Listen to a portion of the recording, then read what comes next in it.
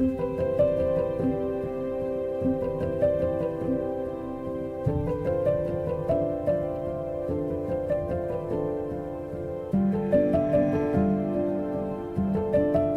may not be perfect married couple, but remember, there is a perfect God who called you to be one and to be in communion and to be united with one another.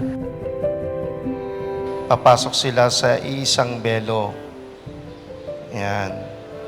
Na nagsisimbolo ng kanilang pagbubuklod sa isang tahanan, sa isang pagiging mag-asawa. Forever in love, happiness, at saka kailangan nandun si understanding, ha? Huwag niyo siyang iwanan, huwag niyo siyang iwalay sa inyo. So again, congratulations and or baby. Pag sinabi hong tahanan, hindi po yun bahay. Yun ay tahanan, home, where there is the couple, married couple, there is the home. Where there is the family, there is home. Yes! At ikaw naman? At ano sasabihin? Kiss. Wow! Thank you so much.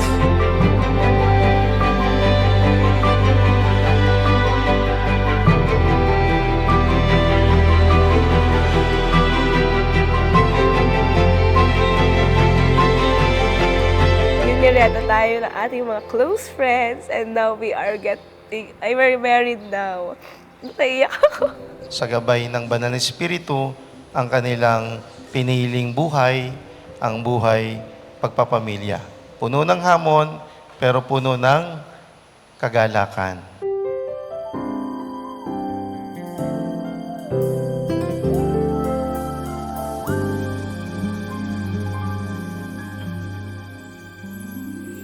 He knows it's you I pray for. He knows it's you I pray with. He knows you are my armor, my protector, my relief. He knows you are the music when silence brings me down. There's no other reason why you are here is simply because you are responding to God's call. It is a calling, a sacred calling, a sacred vocation.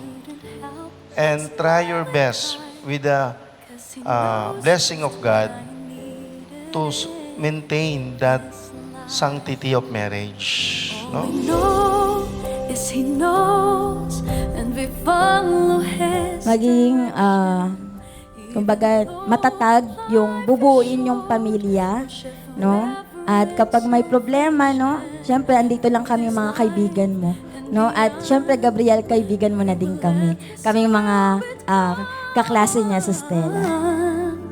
Cause He knows that I am yours and you are mine.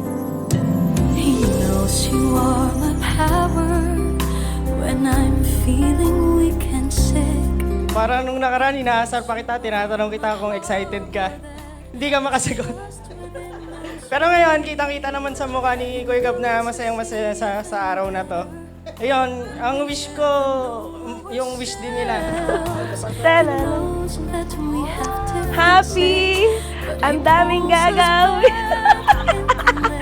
Thank you for being, for cooking me a delicious food every day. And I promise that I will support you whatever it is. And we will be together, walang iwanan. Sabi nga, hashtag, walang maghihiwalay. Let His will be done. Cause He knows that Sama niyo po sila sa inyong mga dasal. Iba ang hamon ng buhay pagpapamilya sa panahon natin ngayon. Kailangan po natin ng panalangin. That's the best gift that we can offer para sa kanilang dalawa. Jubel, sumasang-ayon ka ba na maging asawa si Gabriel na naririto ngayon sa iyong harapan alinsunod sa batas at mga alituntunin ng ating banal na simbahan, Opo, Father. And He chose that with faith and love, with Gabriel, sumasang-ayon ka ba na maging may bahay si Jubel na naririto ngayon alinsunod sa batas at mga lituntunin ng ating banal na simbahan? Opo, Father. Salamat sa lahat. Pasalamat ka at ginandahan ko ang pagkakagawa sa iyo. Ibig sabihin, yung iba hindi. Lahat naman ako. Maging masipag, palakihin ang mga anak sa values, the next will follow na. Kaya mahalaga values ng mga anak. Yun lang. Ako ay masaya bilang nanay kasi mayroon na naman ako makikitang isang apo. Nangangako akong susuportahan ang iyong mga pangarap, hikayatin ang iyong mga hilig, at gagawing prioridad ang ating pagsasama.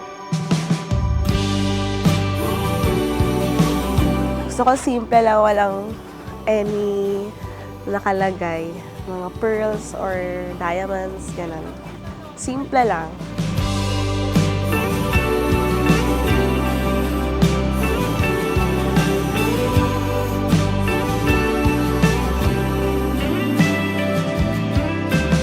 Pinili kita hindi lamang para sa ngayon, kundi para sa lahat ng araw ng ating buhay. I love you, Jubel. Mama Chup Chup.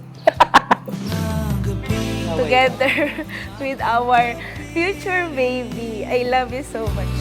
Sana'y malaman mo mga bituin, nakatingin sa ating. Iiwan ng lalaki ang kanyang ama't ina at magsasama sila ng kanyang asawa at sila'y magiging isa.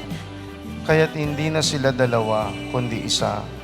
Ang pinagsama ng Diyos ay huwag paghiwalayin ng tao.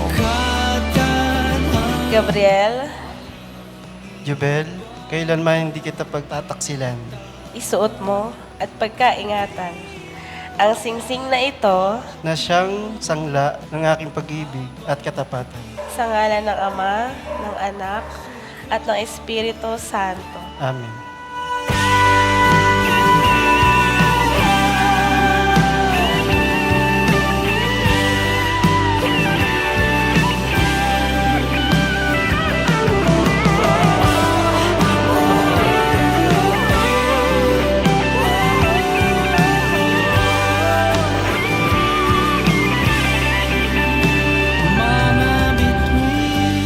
May now is your wife. Palakpakan natin ang bagong kasal. Ayan. Mga bituin ay nakatingin